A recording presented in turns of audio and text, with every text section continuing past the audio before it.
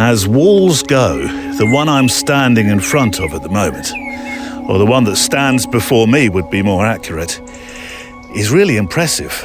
And if it had not been for some twists in history, I could well have been standing in a street in what might have become England's capital city.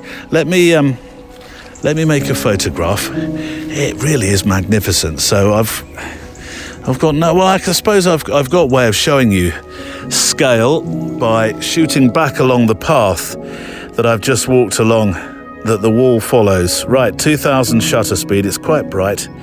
Actually, there we go. 1100 f5. There we go. ISO 160, and let's make a sketchbook photograph. In fact, we'll do it from both angles. A sketchbook photograph to start the show. Right, so I'm not going to lie to you. I'm making this photo walk twice, which is the second time in a month where I've had to do something like this. Last time, it was because of the stupid amount of wind. I mean, it even surprised me, because I've made shows on the sides of mountains, and I've not had the experience I did down in Brighton that day on the beach. I mean, there were parts of it where it sounded like I was trying to chat to you while sitting in a jet engine or something. It was ridiculous. It wasn't exactly very calming. That's why I went and recorded the photo walk again. And actually, there are moments today where the wind just kisses me and my walking guest during the recording, but certainly not enough for it to really trouble us. So, no, it's not for that reason that I find myself walking the walls of an old Roman seat of power in the south of England, making photographs of the remains of old Roman walls and also an amphitheatre. Now, the reason why I'm making this walk today with a camera, just ahead of the recording you're about to hear that I made with my guest last week, is because, we both got so engrossed in our conversation that we both had cameras. Neither of us took any photographs. Two photographers, not one single picture. Water everywhere, not a drop to drink.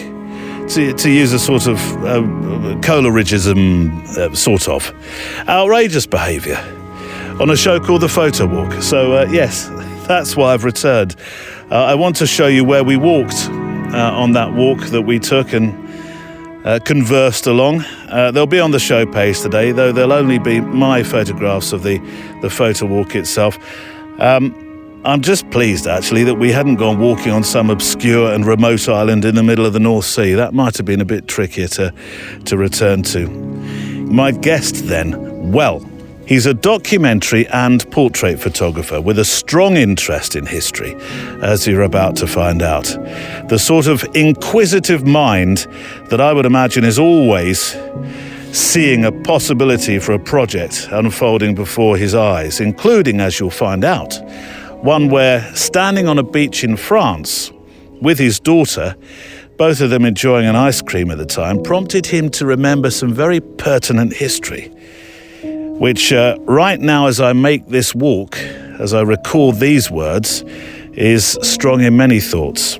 Because as I record this new introduction, it's near enough, it's between 10:15 and 10:30 on June the 6th, 2024. It's a Thursday. 80 years ago, Allied forces were right now landing on the beaches of Normandy, France. It was the beginning of that effort to end the Second World War, and I'm sure you're very aware of the history and significance and the cost in terms of human life on all sides and of course, civilians.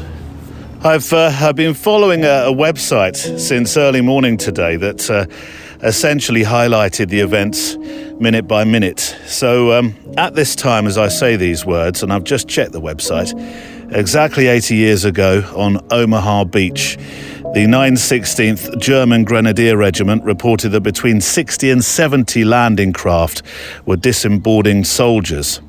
So I took a moment and looked up a few facts from the day. 2,400 soldiers from all sides lost their lives on Omaha Beach.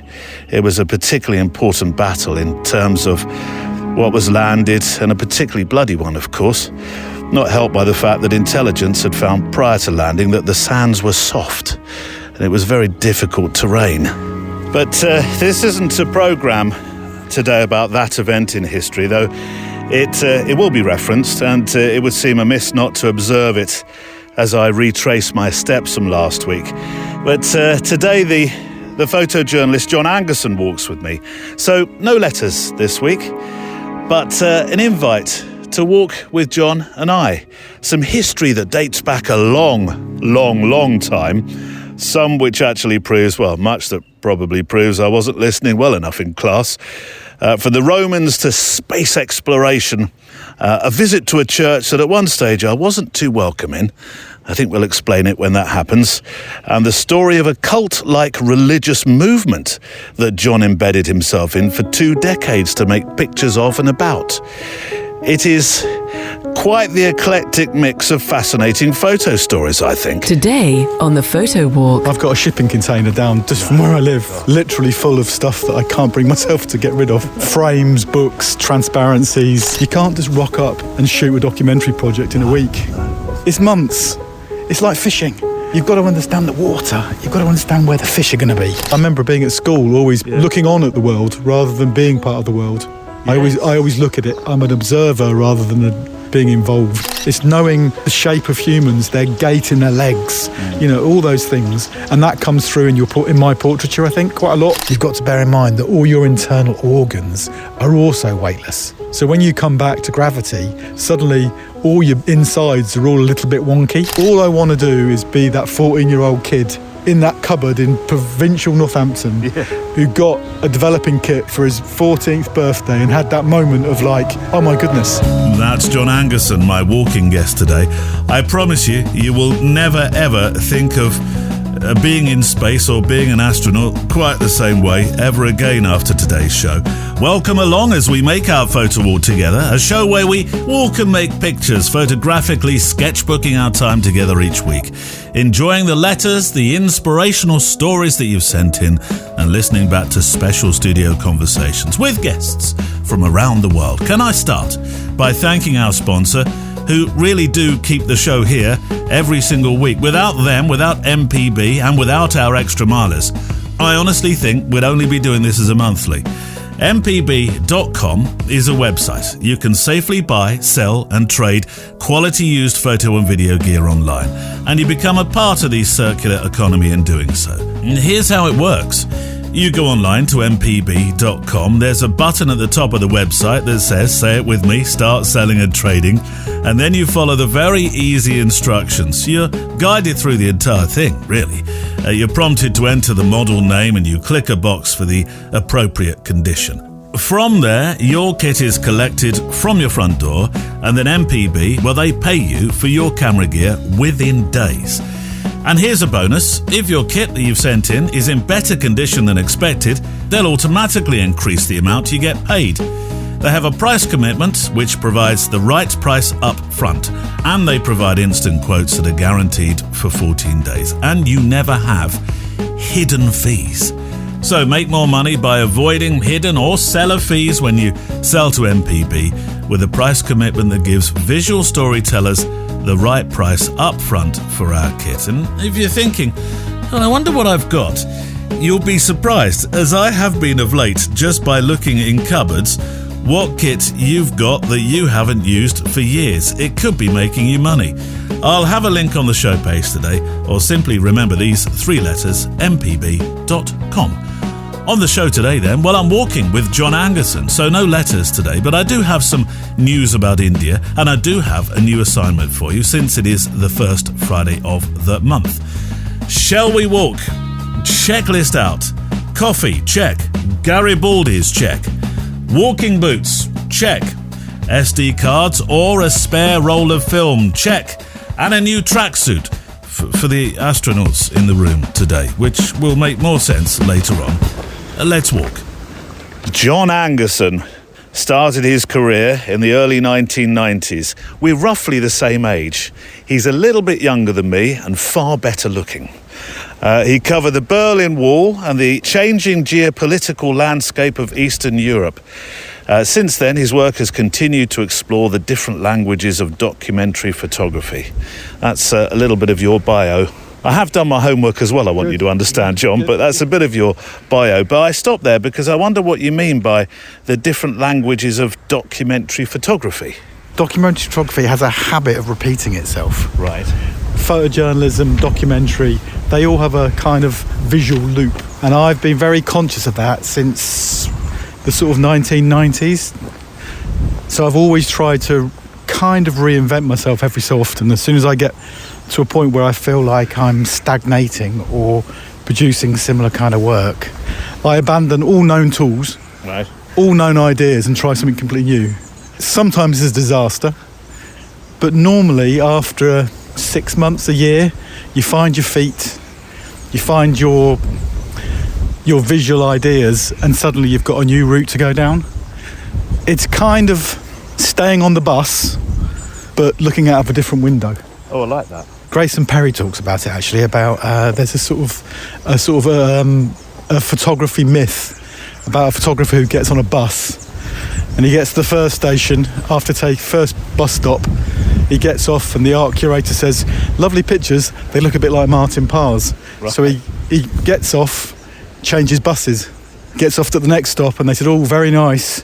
We think they look a little bit like Lee Friedlander." So he changes the bus again, and then at the very end, he realises that he should have stayed on the bus, and his own voice would have come true to himself if he'd stuck on it.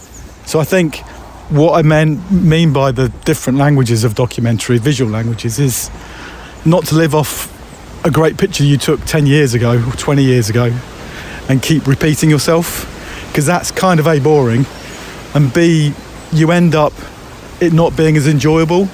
For me, it's about trying a whole new experience, but keeping that amateur spirit that I got when I was a 14-year-old kid, when I first worked it out. But that doesn't mean sort of denying your past, though, a bit, No. because your past portfolio, and I know this from having now studied your portfolio, is still very precious, isn't it? Of course, yeah. And obviously, the material you took 20 years ago influences what you take now. Of course. And sometimes, when you revisit work 20 years later, it's almost like a different photographer you're looking at, because you don't have any of the memories of taking them. And for me, that's something I've been exploring recently as well, is going back over old material and remastering it and re-editing it. And there's been times where I've looked at pictures and I have no memory whatsoever of taking it, and then it has a new life. The joy of photography, I think. Yeah. It metamorphosises itself constantly. Morning. Is it exhausting, though, having to reinvent yourself constantly? I think I would describe myself as a bit of an ideas merchant, if I was being generous to myself. My wife, Sam, would say, we talked about this actually last week on the podcast, sometimes I don't finish. I start stuff, I'm gung-ho at it, and then somehow it's a load of old rubbish, and start something else. Very interesting. I would say I was the complete opposite. Oh, right. And our household's a bit the opposite as well. I'm a finisher. Right. If there's a job doing around the house, I'll start it, put it away, finish, mint, move on. Yeah. Whereas other people in our house, no names mentioned, have a habit of doing lots of little jobs, but never actually finishing. And I think if you look at my website or some of my work, you'll see that a lot of these projects have taken me years. Yeah. Because I never know when to finish. Because I've got this personal over-delivery kind of gene, where I will start a project if I think if it's going somewhere, I'll just keep going and going and going till it's completely exhausted, and then I know when I come to make a book or an exhibition, I've got a plethora of information to work from. Yeah. Photographs, archive, whatever it might be, archive material. I mean by that. I think I can be slightly obsessive. I think a lot of photographers and artists are.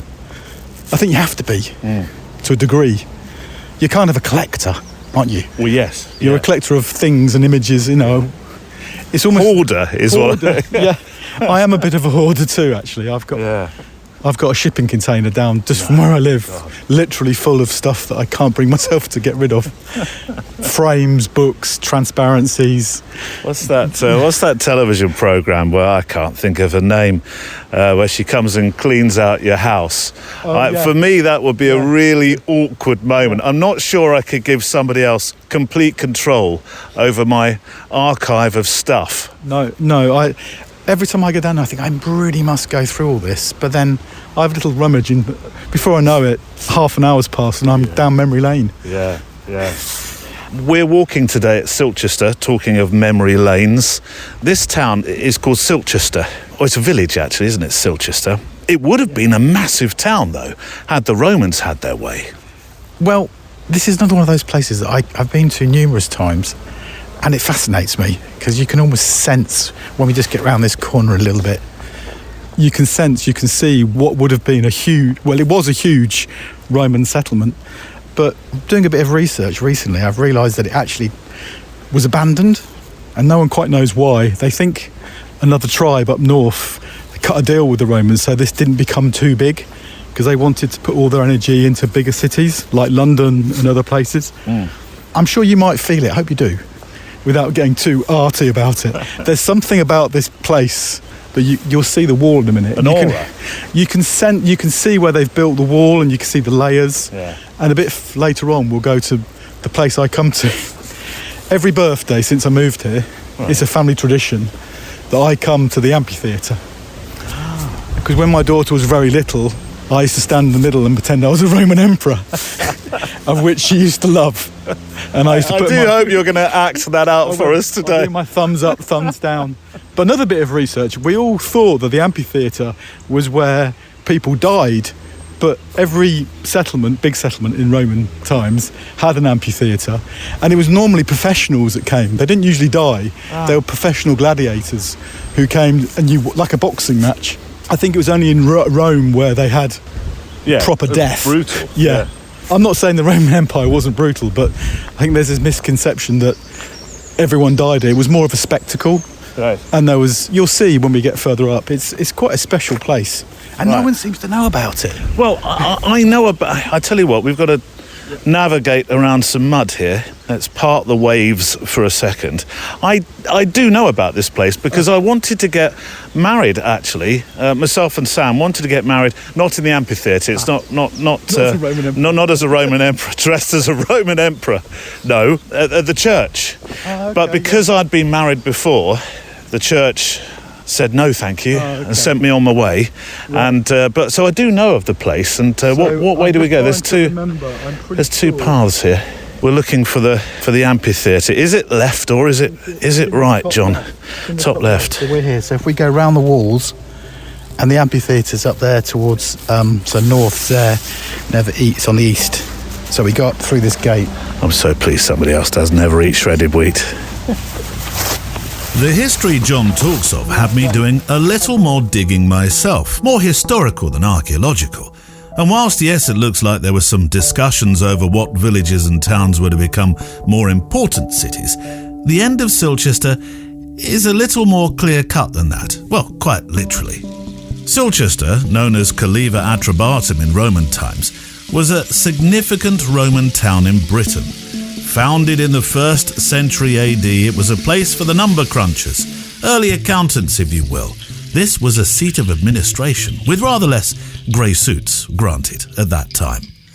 Later on, a couple of hundred years or so, the town was surrounded by a defensive wall made from stone and earth. Went to a height of 4 metres or so, gates, towers, ditches, all that kind of stuff. However, by the very early 5th century, the Roman Empire was in decline. It was the year 409 into 410, and the Romans, they began withdrawing from Britain. Let's call it a Roxit. And Silchester, like many other Roman towns, was partly dismantled.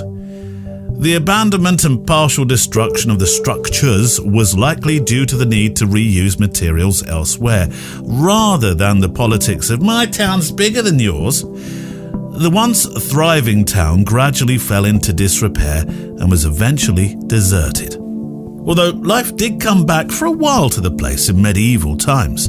I mean, let's be honest, if somebody built you a thumping great big wall, it'd be rude not to make use of it. Archaeological findings indicate that the medieval village was situated between the amphitheatre, which we're going in search of, and the south gate, which we'll completely miss, as we were too busy chatting, as you'll hear. Silchester was deserted again, though, closer to 1400, possibly due to the Black Death, which had taken up to half the population of the country. In more modern times, Silchester is once again a thriving village, and the local pub, watering hole for our own wedding guests when yours truly was wed in 2006 to Sam, is called the Caliver Arms, a nod to its historical past and also the Iron Age town of Caliver. And just for your information, as they advertise it, it's got the best steak and suet pudding in Berkshire. Those Romans, they left 1500 years too early to have experienced that treat, of course.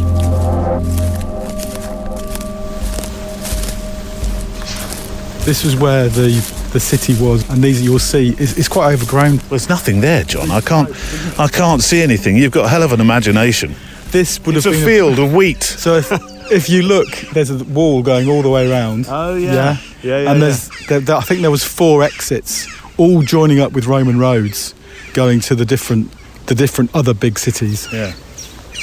So In the winter, it's a little bit more. You can see more. In a minute, I'll show you some. We can touch some Roman wall.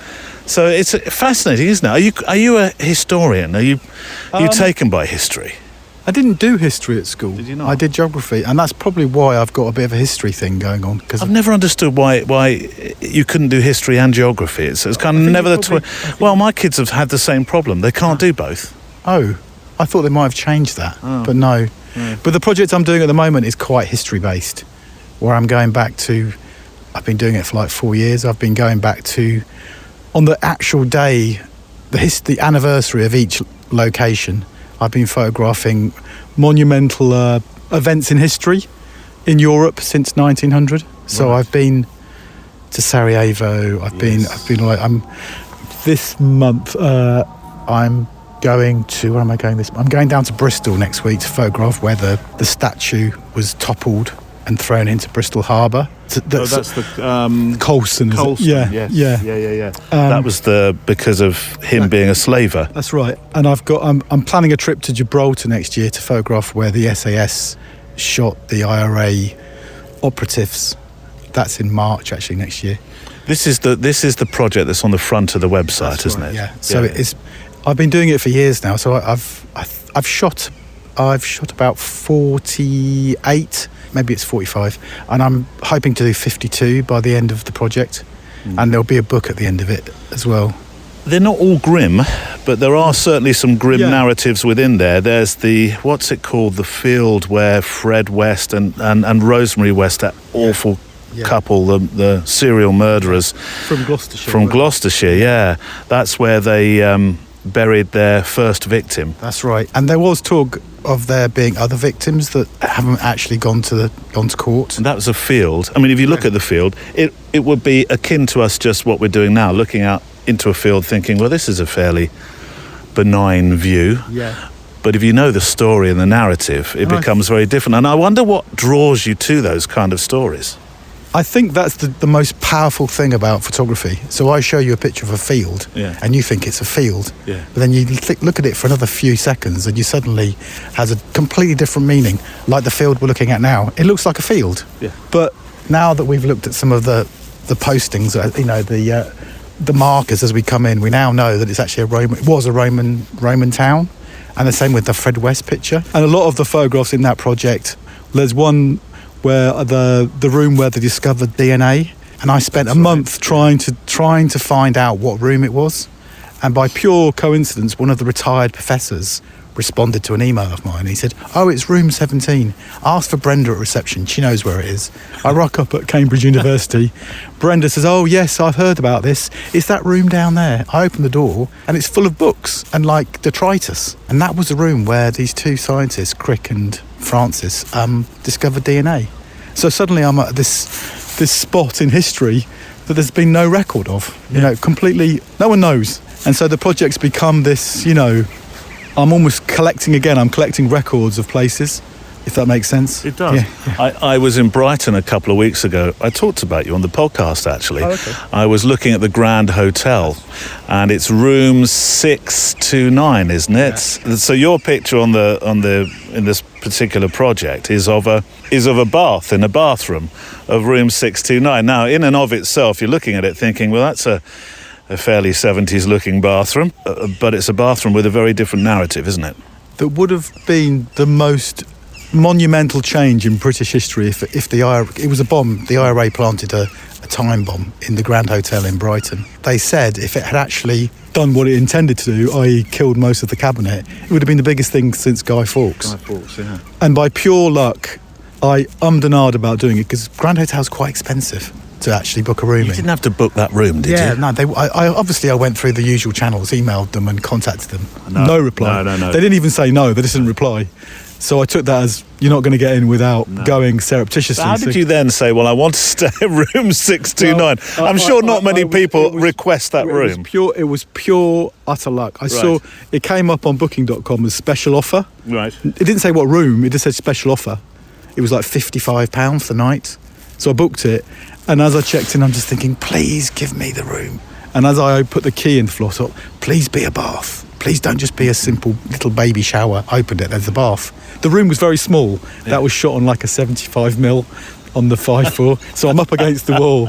Goodness, what would have happened if someone had walked in? There's me. Yeah. It was. I remember it, standing there up against the wall trying to get this shot of a bath. So again, it looks like a picture of a bath. It is. But well, it is. Give it 2 more seconds, and then it becomes this different narrative completely.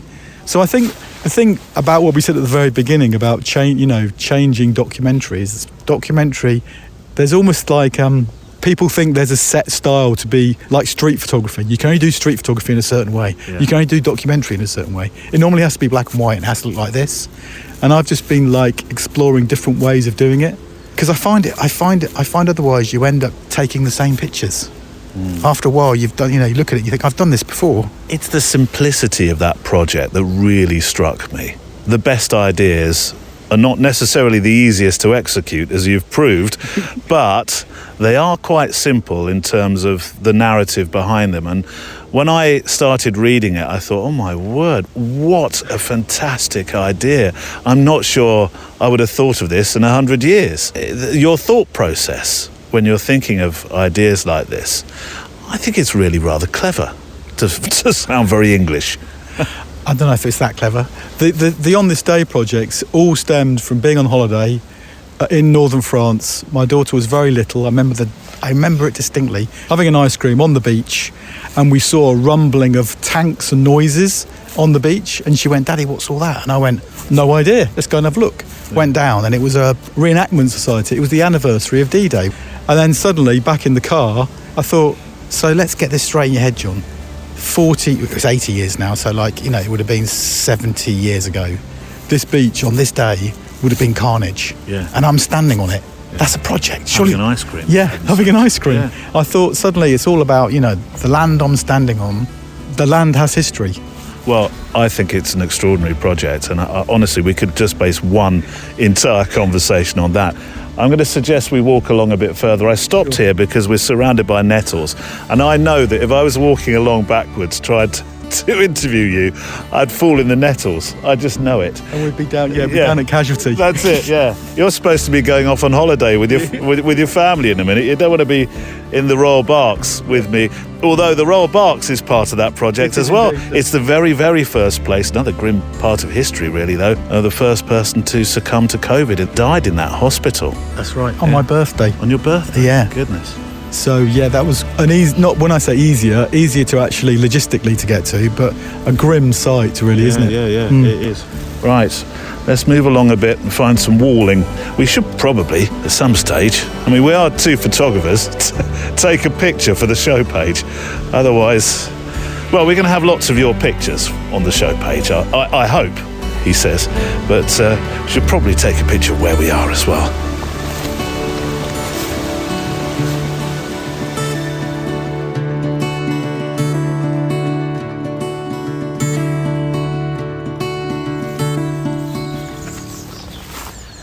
John, do you remember your first picture of a something? Was there a pivotal, euphoric moment where you thought, oh, this is what I'm destined to do with my life? Yes. Not many people say yes to that. I was on holiday with my family in Dorset, in a place quite near Crewkerne, and there was an old flour mill just down the road from where we were staying. I think I'd picked up a second-hand, Praktika or something. with a roll of 12 exposure colour neg in it. Why is it about Praktika cameras that seem to be everybody's first camera? Oh, is it the cheapness, is it? Yeah. Right. And I transpired that I recently found out that a lot of Eastern European dissidents were used to make them. Like political prisoners were in the factories making them. Really? Yeah. My friend Tim mentioned that to me the other day because we were talking about Praktikas and how they used to have a really strange smell. Right. And they think we came to the conclusion it was probably fish glue that they used. I don't know if you ever opened the case of an old Praktika. It had a really strong smell. I have one at home, which I put in in a sort of presentation cabinet.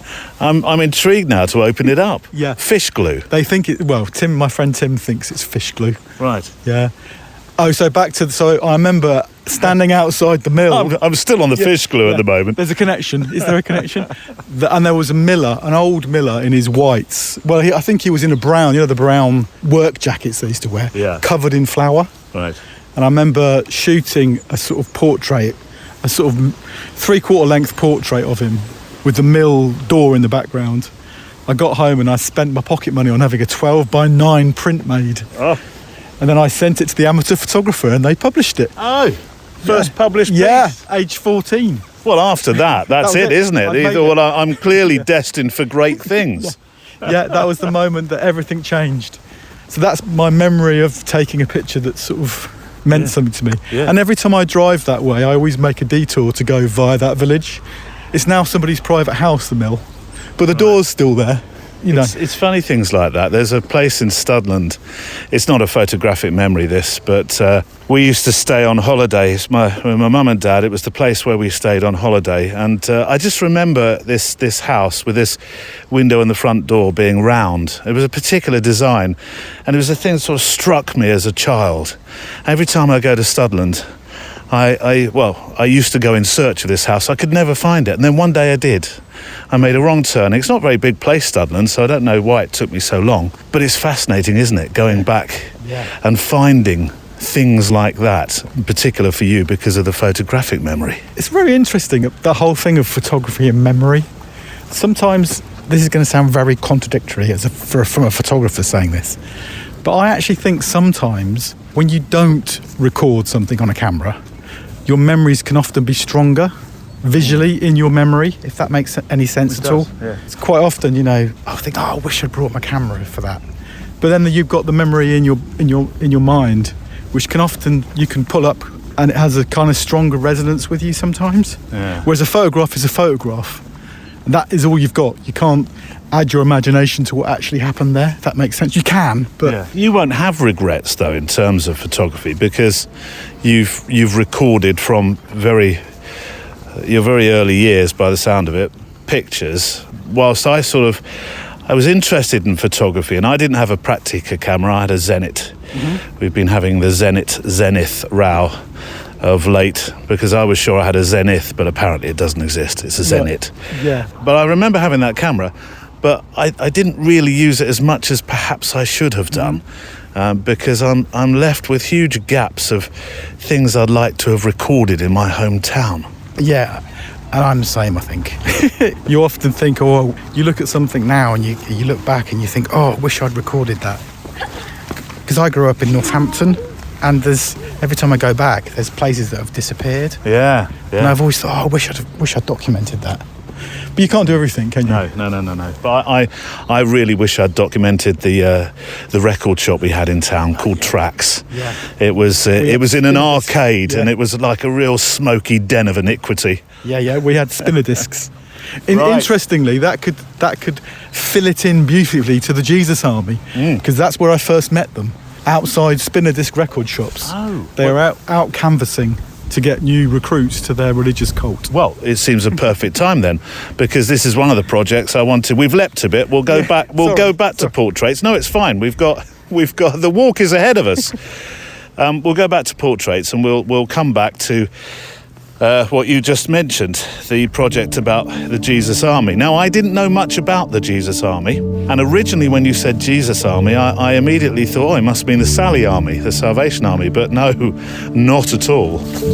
Before we hear from John talking about this project, a little background on the Jesus Fellowship Church, also known as the Jesus Army. It was described as a neo-charismatic evangelical Christian movement founded in 1969 by Noel Stanton in Northamptonshire. It actually had very humble origins in that it was a small breakaway collective stemming from a modest Baptist chapel. The movement expanded rapidly, though, adopting a communal lifestyle and strict adherence to their interpretation of Christian doctrines. Jesus Army members lived in communal houses, and their organisation was involved in various business ventures, the profits of which funded their religious activities. There was a great deal of initial success, actually, and a strong sense of community among its members. But the Jesus Army faced significant controversy over the years. Former members have come forward with allegations of physical, sexual and emotional abuse, particularly from the 1980s and 1990s. Grubby was how some newspapers described it. The movement was criticised for its harsh disciplinary practices and the authoritarian control exerted by its leaders. In response to the mounting allegations, the church initiated a redress scheme in 2019, and by May, members voted to dissolve the organisation entirely, acknowledging past abuses and offering apologies and compensation to the victims. This is a long-tail project for John Angerson in that he spent, all told, 2 decades making this work. The really interesting thing about this project is it keeps constantly changing. New things happen. So I started photographing them when I was a student, an art student in Northampton, and I spent probably 5 or 10 years documenting them. Then I had a little break from it. Then I went back again when I moved up to Yorkshire. I photographed their community houses up in Yorkshire. And then I did a book with Dowie Lewis, publisher up in Manchester. Yeah. And then the project I thought was done, quite happy with the end result. The book sold okay, lovely. And then literally about 3 or 4 years ago, it transpired. There was a whole host of, how could I put it diplomatically, inappropriate, illegalness, if that's a word, it's not a word. And it all went to court. They had to close the communities down. They've all got these community houses all over the UK. And the whole thing now is a bit of a mess, if I'm honest. Obviously, I had no idea at the time what was going on. But so I read the BBC expose of them, and it was particularly grubby what was going on in some places. But you had no idea, obviously. But you were quite close to them. I was close to them. I embedded myself to some degree within it. Which makes it intriguing how you didn't get the idea that this sort of thing was going on. Naivety. I was young. I'd never really saw anything inappropriate. I always felt it was a very alien environment to be in. And that's maybe why I kept going back. Because it was like I just rewind a lot, documentary photography. It gives you access to things that you don't understand. It's a passport. Yeah. Passport's a thing. And I've found majority of my projects are things I don't really understand. So I need to kind of embed myself to try and understand them. And sometimes you come away with much more of a clear idea what the community or the subject is. Yeah. With the Jesus Army, I never really got to the bottom of it. No. Because religion's a very contentious subject. I'm not particularly religious. I grew up my father's a Quaker, so I still have some sort of Quaker. My experience of anything to do with religion was going to Quaker meeting with my dad on a Sunday in Northampton. And those of you who don't know, Quakers, there's no hierarchy in a Quaker meeting. No. And it's mostly done in silence. So you go into a room and you sit, contemplate as a group in silence. I didn't know that. And if you're moved to talk about anything, you can stand up and talk and give your ministry about whatever you want to talk about. Very diplomatic. So my experience of religion was that. So you can imagine a 16-year-old boy arriving at a marquee in a field in Northampton where there's 500 people speaking in tongues, shouting out the name of Jesus. You're laying hands and everything, wasn't it? You're going to think, what is this? Yeah. So I kept going back because I didn't quite understand what it was all about. And even now I don't understand what it was all about. But all I do know is I recorded a time in history in that community that was contentious, but I had no idea it was. And it was an interest, for all the badness, I felt a real sense of community there. Not everyone was bad. And I became quite friendly with a lot of the members. I still am friendly with them. What's happened to them now? I mean, the book is called Love, Power, Sacrifice, so I shall do a link to it. So clearly you found love. Yeah. I saw the power. Yeah. And who knows what the sacrifice bit is. I was really careful not to ridicule them because there is obviously something attractive about it. There was moments where I felt incredibly seduced by the whole thing. I'm not for 1 minute suggesting that I was going to join. Well, I was going to say, were you intrigued to become a member of their flock? There was a moment, probably when I was in my 20s, where I got into my head the only way I would get the pictures I needed was to be a member. Right. And I toyed with the idea for a weekend. Right. And then just thought, that's not for me. That would be stupid. Not stupid, that's not for me. I can still be a good citizen, have some relationship with, I hate to use the word God, but a relationship with something more than myself, but not have to become part of a religious group. What's happened to, you mentioned that you know some of them still. What's happened to them? Well, I think they've all just, bearing in mind they all had jobs anyway. A lot of them had jobs within the community, or they had jobs outside the community, but it was all a shared purse. Yes. So all your money would go into a shared purse. So a lot of them have managed to carry on working, and a lot of them are getting compensation. There's a fund that they're trying to organise so people who are struggling can get a part of the fund, because they've got incredible amount of property all over the UK, massive Victorian villas which they could turn into community houses, millions of pounds worth. When I first went, there was 70-80 members. When I left, or when I stopped shooting there was 5,500. It was the biggest growing religion in the UK at one point. You might say, if I were a cynical man, I'm going to practice my cynicism here, you might say that it seemed a very good business plan to take everybody's money. What was he? Do you believe he was a man of faith? I mean, this is a religious organisation. I'd hate to say, really. I just know that it transpired by some of the court cases that the leader was involved in some rather grubby stuff. Yeah. So, but then again, there were, some of the people there were incredibly friendly, incredibly loving, really kind to me. They accepted me. I gained their trust. Yeah. That was I do a bit of teaching, and that's what I keep teaching. I try and instill in the students is you can't just rock up and shoot a documentary project in a week. No. Or maybe not even a week, it's months. It's like fishing. You've got to understand the water. You've got to understand where the fish are going to be and what mood the fish in, what the temperature of the water is, what float to use. Just keep putting it in. Some days you'll get a bite, sometimes you'll get nothing. 20 years, though, is a long time to go fishing. Goes back to what I said before.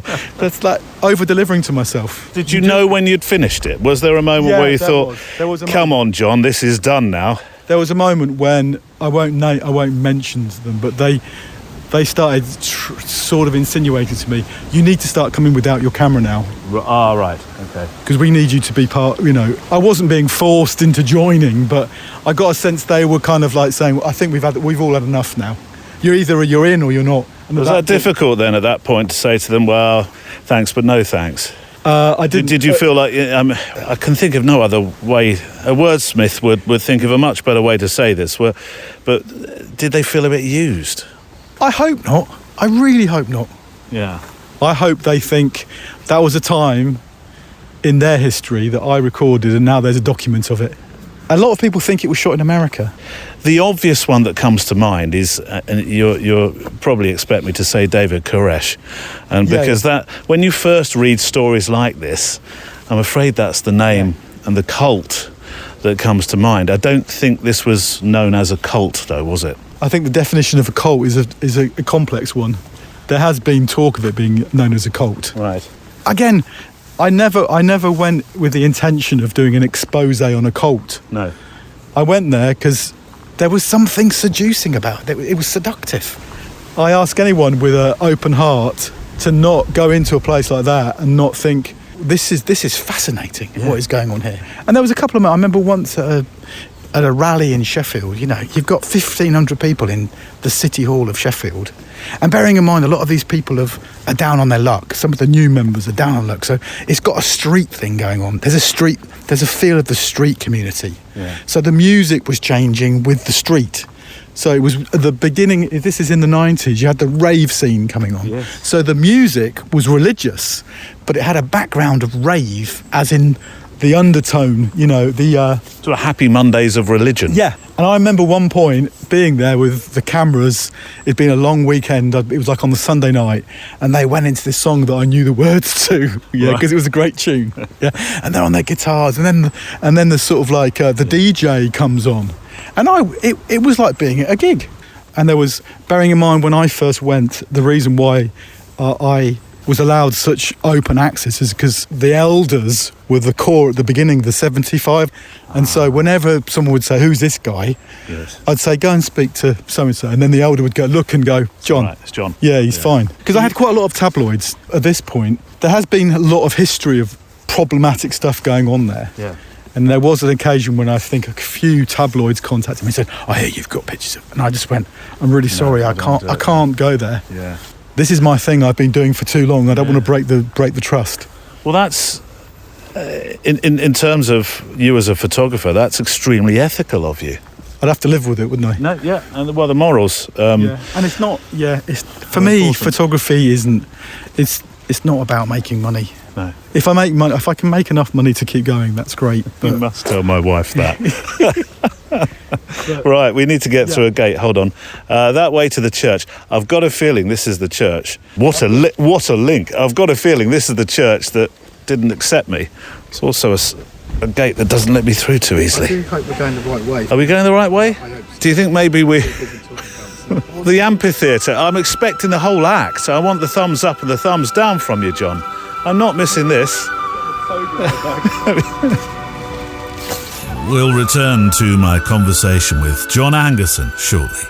Now, I do have some news from the studio before we return to John about our adventure to India next year. On the website, you'll find a full itinerary, but I'll just announce here that the, assignment I'm taking with you, as I'm calling it atop the word adventure, it's changed a tad.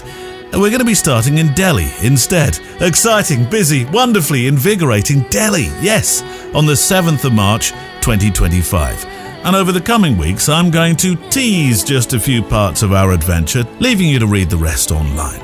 Day 2 of our 10-day adventure, for example, starts at the tranquil Yamuna Ghats, where the morning light crafts perfect reflections and peaceful river scenes. An ideal way, really, to gently ease into the week ahead. Then, while we're capturing the dynamic energy of traditional wrestlers come the afternoon, practicing their ancient art, providing a rich and culturally immersive documentary subject. And that really is what this adventure is all about.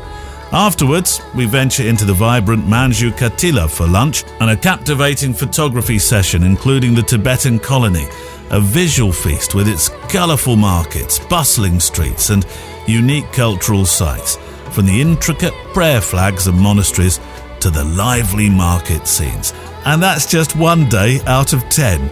As part of our time together, we'll be documenting the cultural wonder of the world that draws people from all over the world, the Taj Mahal, before later in the week taking an internal flight to the most magical smaller city, a city in the desert, Jodhpur, with its blue housing, which photographed from high upon the fort above the city is really simply magical. And Jodhpur is where we'll also be photographing an incredible festival of colour, the Holi Festival, which will be unlike anything I've seen in my life, and frankly I can't wait to make a life experience because they're peppered throughout this stay, every day, really. If you'd like to come to India for photography, for adventure, for life experience with like-minded photographers and guides to help you work on and with your storytelling, including our friend Jason Florio, then now is the time to apply. We're taking up to 10 adventurers, and there are, as I speak to you now, only 3 places left. Go to the website, nice and easy, photowalk.show. Full prices and ITIN is there. And I'm looking forward to spending time with you. Oh, did I tell you we'll be making some shows there as well? Yeah. Let's return now to John Angerson, my guest on the Photowalk this week.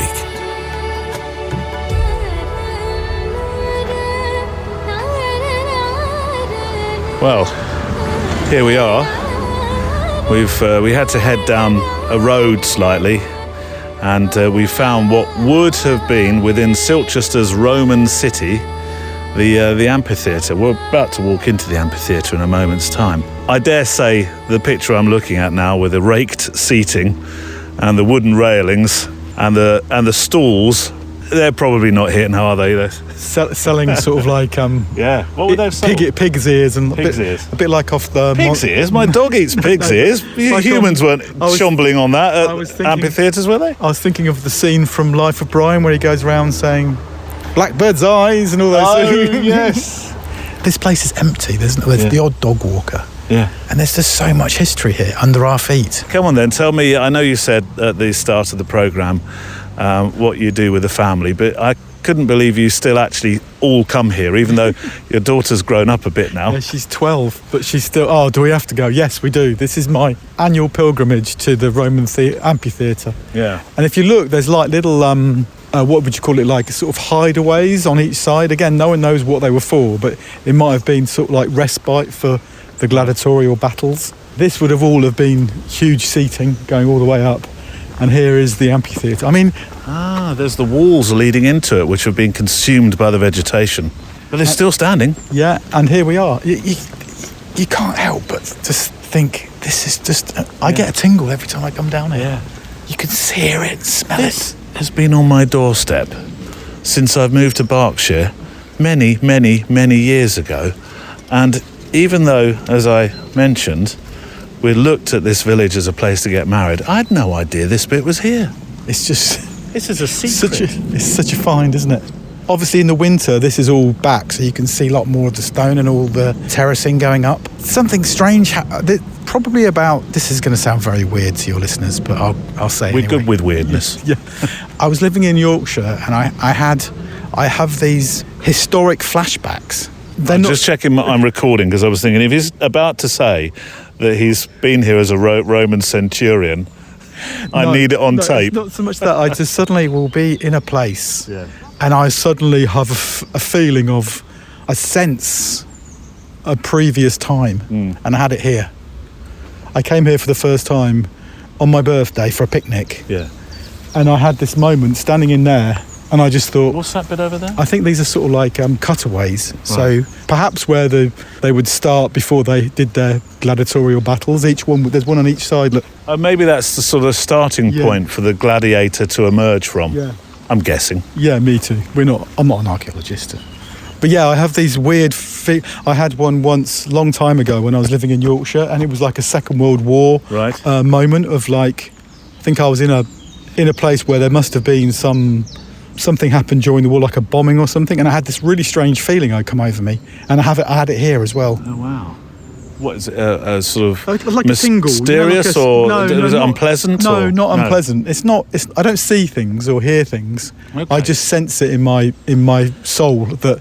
Yeah. Like I remember standing here, and there, and my wife and daughter had gone off, and I had this very overwhelming feeling of history in this spot. Well, we're standing. I mean, I would imagine across the many, many years, the floor has probably risen a bit because of just earth settling and so on and so forth and blowing in and vegetation. But it's pretty much at ground level where all this would have happened, isn't it? So we're standing in the spot where gladiators would have fought. Yeah. I find that fascinating. It is, isn't it? Yeah. And I Unreal. think you can't... I ask anyone to come here and not on their own, maybe not a group of you, come here and you don't feel something interesting or moving going on. There's something really quite special about this place. I think that's the sort of feeling creatives have, though, isn't it? You're able to... Hang on, we're both going to sound a bit woo-woo now. But tapping into... Whether it's because we have a different kind of wired imagination. For example, most of the family friends we have nothing to do with creativity or photography. And I do find conversation with them exceptionally different. Not necessarily difficult, but very different. Well, I'm sort of trying to sometimes tap into my imagination and empathy and things like that, and I don't get that response. I'm the same, I think. I think a lot of people probably find me quite aloof, I think. And I think just another word for thinking. John's being aloof in the corner. No, he's not. Yeah. He's thinking. Yeah, probably. He's probably having an idea for a 20-year photography project. Yeah. And I think that just comes from you do think and feel different. I think I always have done. Yeah. I think since I was a teenager, I was, Yeah. you know, I remember being at school, always being sort of looking on at the world rather than being part of the world. Yes. I always look at it. I'm an observer rather than being involved. Yeah. Do you think you could have done anything else? Possibly. I wanted to be a farmer, so maybe solitary. Yeah. Don't make any money. Hard work. Hang on a minute. Yeah, well. If we have any farmers listening, I'm going to upset you now greatly by saying there's no such thing as a poor farmer. I've seen the Range Rovers, here we go. Yeah. Although watching that Jeremy Clarkson farm, you realise it's not all plain sailing, is it? No, some of the profits are tiny, aren't they? Yeah. They work for a whole day and they say, what do we make on that crop there? All £5.50. Fantastic. Thanks very much. Look, let's talk about portraits. Okay. You've taken thousands of portraits across the years, I know. So it must be very difficult to choose what you did for the page that shows them. I was immediately drawn to, and you've mentioned him already, Sir, isn't it? Sir Grayson Perry, who's he wears many hats, doesn't he? He's an actor, he's an artist. Polymath, really, isn't Polymath, he? yeah. And on his lap, he had a teddy bear. Hang on a moment, I have to remember the teddy bear's name. I've got it here somewhere. Oh, yeah, Alan Measles. Tell me there's a story behind that. There is a story about Alan Measles, or about, the whole thing. I mean, he's sat in a chair and he's holding his teddy bear called Alan Measles. I mean, a teddy bear called Alan Measles is a bit odd. I think if I remember correctly, I think he just had him with him in his bag. And I saw him. I think he was going on somewhere else with it. It's the sort of thing that he could do. Yeah, and I think because it was in a museum at one point, wasn't it? He had its own throne. Did it? Alan Measles had its own. He created a ceramic throne for him. And the reason why it's called Alan Measles is because, let me get this right, his friend gave it to him when he had measles. Right. Oh, I thought it had to have something to do with the his friend disease. Called Alan had measles when he gave it to him, something like that. And he was a lovely man. Yeah. Really, really lovely. Exactly how you imagine. Just down to earth. Yeah. Everything I asked him to do, he would do. The thing is with portraits, particularly of celebrity, I find, it's a transaction. Usually the person you're photographing is giving you a look, and they're usually selling something that they want. That's the reason why they're sitting there. Yeah. Either a book, a play, a film. Yes, of course. And if I'm really honest, it's not really me having a relationship with them. They're not my friends. We're not ever going to be friends. I'm just a photographer who's got my 15 minutes with him or her. Some people are very open-hearted and give you time and are interested in you. Some of them just want to sit there and move on. I think some of my other portraits of the non-celebrities, that is a slightly different experience. But if I'm really honest, I don't really enjoy making portraits. I find it really stressful. I find the process incredibly stressful. Because of the PR involved in it? Or? Usually, that is one element. It's the limited time. You never know how it's going to go. You know, you never know how the person's going to be. Yeah. You always feel like you're finishing too early and you haven't got what you need, or you're making them do more than they should and they're getting annoyed with you. Yeah, I'm always worried, have I got enough? Shall I stop now? I don't know. Because I've had people sort of literally go, I've had enough now. And it's always a bit embarrassing when they go, you got to stop now, and they just walk off. I'm not sure how I'd deal with that. I remember once, I won't tell you who it was, they weren't particularly famous, but I had this idea of photographing them with the gherkin in the background, so I persuaded the bank to let me go on their roof, opposite the gherkin. Right. And I made her literally go up, I did some shots of her outside. Yeah. She was connected to the gherkin, so I did a portrait of her outside the gherkin. And then with all the Hasselblad gear, all the lights, I had someone there helping me. And we started going up these steps to the bank. Then halfway through, she went, I'm really sorry, I can't do anymore. I just can't do this. I just haven't got the energy. She literally turned around and went down and disappeared. And I literally had one roll of film. So that when I got back, the picture editor was not happy. because I literally What did you photograph in the end then? Luckily I did the safety picture of her down on the ground, But it wasn't like a wide angle shot. Yeah. So I thought I'd do a few here, we'll go up, do one of them, do some more when we get back down again. She just disappeared. I suppose when you're making projects, and I sensed as we were talking about the book about religion, the army, the Jesus Army, there's a great deal of passion in your voice and enthusiasm. I sense actually that you're in for the long game, and as you say, 15 minutes with somebody is just not going to fulfill that purpose, is it? And it's a false construct as well. Is it? To a degree.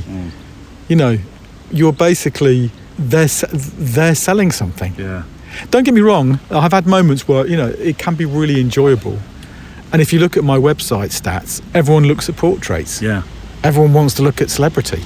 No one wants to look at pictures of the Jesus Army other than other photographers most of the time, and people who have got an interest in documentary work. Does it disappoint you slightly? I mean, we talk often about the Sunday supplements or the magazines, and they used to be these tremendous places for world stories to be shown, and you'd often hear about things or see things first. I know the world's changed and that it's an online world now, but those magazine articles that featured, fantastic photojournalism from the likes of Don McCullin, of course, and that doesn't really exist now. It's been replaced by celebrity culture. And toasters. Toasters. What toaster? The best toaster to buy. But I think there's still a place for it, I think. Do you? I really do think there's a place for it, because like I said at the very, very beginning, things repeat themselves. Reportage photography, documentary photography will come back into vogue again. I've noticed recently, in the last few years, a lot of people are coming to me and saying we don't want it to be overproduced. I get quite a lot of commercial type work where they literally want me to go for a couple of days, maybe even just a day, to go and document something. No lighting. No. Maybe a little bit of like a reflector or something when it's really dark or something. But it's like they're employing me for my observational skills rather than my lighting skills. Because as soon as you put a light into something, you change the whole aesthetic of the image. Is it nerve-wracking to photograph people like David Hockney, because he's in that portfolio, and I look at that picture, he looks a bit fierce actually, and I think I'd be, or have been, or would have been rather, immeasurably nervous photographing him. You can ask Mark, my friend Mark, who came to help me. He was meant to be there at 10 o'clock. He arrived at 4 p.m. And I was like I was having a child. I was so anxious. Yeah. I was pacing around and just going, where's he going? He's coming. Yeah. Poor old Mark had to kind of calm me down. And when he did arrive, that is the very first frame that I took. He walked in with his coat on, and he went to take his coat off. And I said, no, leave your coat on, that's great. And I keep suggesting moves to him, but he's very deaf. So the majority of my instructions to him were ignored because he couldn't hear me. Right. So there's lots of pictures where he's not moving, basically, so I'm moving. So it was an interesting shoot. I think I got maybe 15 minutes with him. It's a good, actually a good segue to talking about style, talking about Hockney. And when it comes to photographic style, what would you describe yours as? Interesting. A simple explanation would probably be non-fiction. Oh.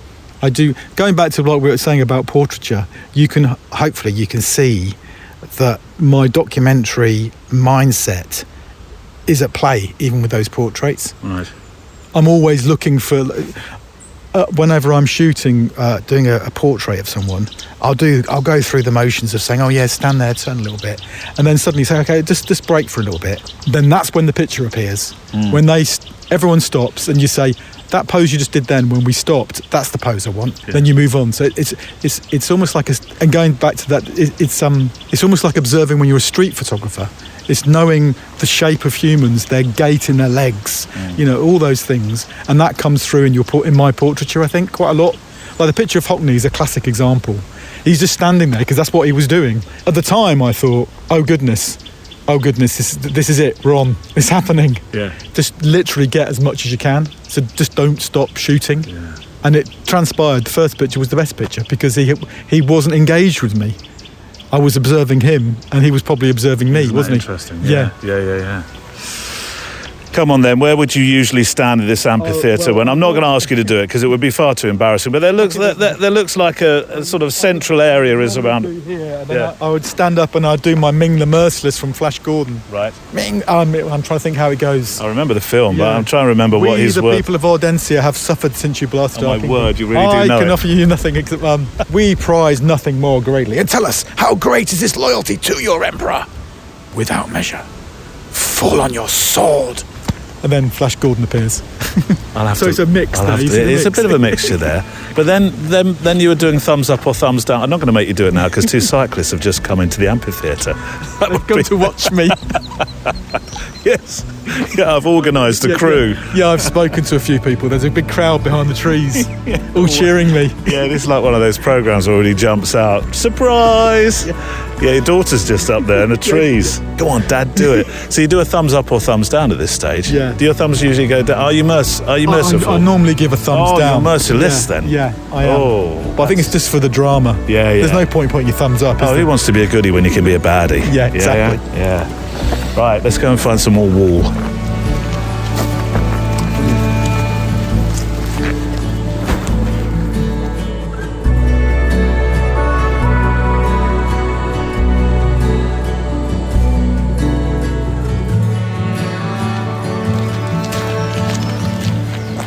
This summer, John, the family, we're all going to Florida, and I'm not really into the big theme parks. The boys sort of are still. Surprisingly, my 16-year-old son has said he wants to go back to Disneyland. And I said, what? Are you sure you don't want to go to... Do you mean Universal? He said, no, I like the big fireworks display at the end with the castle and everything. He sometimes surprises me that way, but one of the things I'm really looking forward to is going to Cape Canaveral.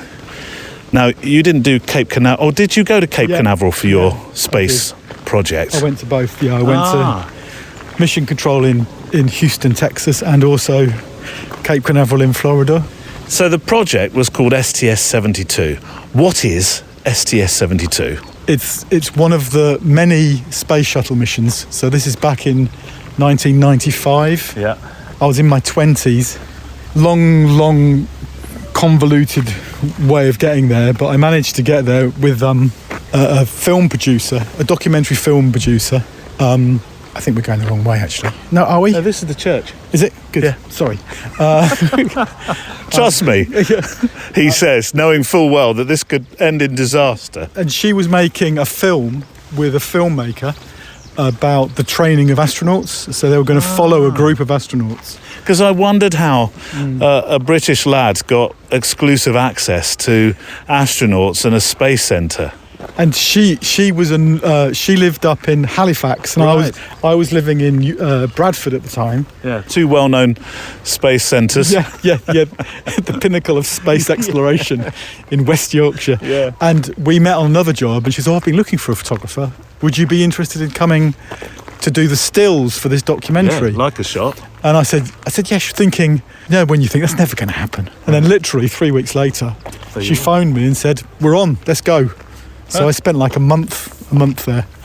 And you had amazing access to the most incredible... If you look on the website, I'll do a link for it, the most incredible scenes. It was something I think probably wouldn't happen now. This is pre-internet. So the Americans, from my experience, have got a very different relationship with photographers than than British. Right. There was like this instant respect and kind of like... he's got a job to do, let's let him do it. The interesting thing is that because the filmmaker was making a very traditional cinema verite approach, which is, there's no stopping the camera rolling. You don't speak, no one speaks. Yeah. It was in the days when documentary films were made in the traditional sense, as in the camera would roll and the story would evolve.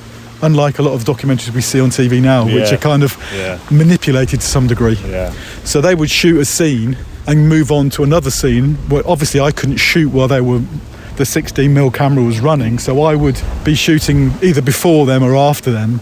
So I was kind of getting sort of exclusive other material.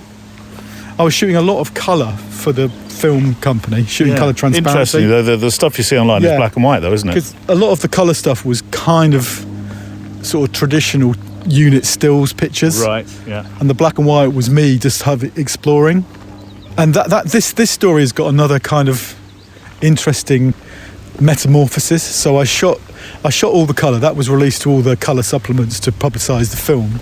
And then years later, during lockdown, I was listening to a Zoom conference about a photographer called Paul Lowe, who's like he's a professor now, I think, but he was saying, everyone was saying, what should we do? We've got, no one's got any work. He says, if it was me, and what I might do is go over to an old project and remaster it. So I found the original negatives, which I hadn't really printed, found images that I don't remember taking. A designer friend of mine had no work either, so he said, let's just do a book.